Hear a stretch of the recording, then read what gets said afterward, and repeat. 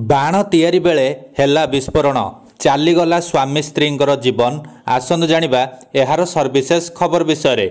उत्तर प्रदेश राजधानी लखनऊ रे विस्फोरण बाण तैयारी बेले विस्फोरण हेबारु चालीगला स्वामी स्त्रींकर जीवन। गुडुम्बारे दशहरा पई बाण तैयारी बेले देशी बाण कारखाना रे रविवार सकाळ 11:30 समय रे हठात विस्फोरण होइतिला।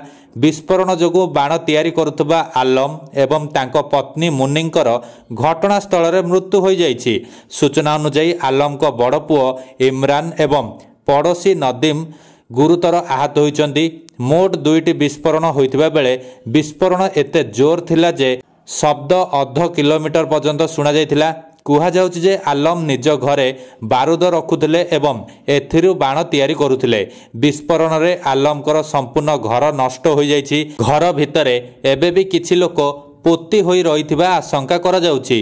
विस्फोरण संपर्क रे सूचना पाइबा परे अग्निशम बाहिनी, पूर्व ADCP, Ghaziapur SP, inspector Gudumba force सहित घटनास्थल रे पहुंचि।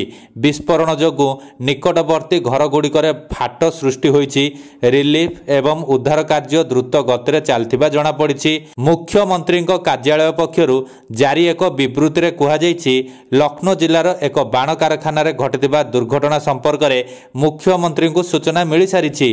घटना संपर्क रे जानी मुख्यमंत्री जोगी मृतकों परिवार प्रति समवेदना प्रकाश करिसेंती। एहा सह तुरंत घटनास्थल रे पहुंची रिलीफ कार्य त्वरान्वित करबाकू एवं आहतों उपयुक्त चिकित्सा पई अधिकारी माननकू निर्देश दैछंती मुख्यमंत्री।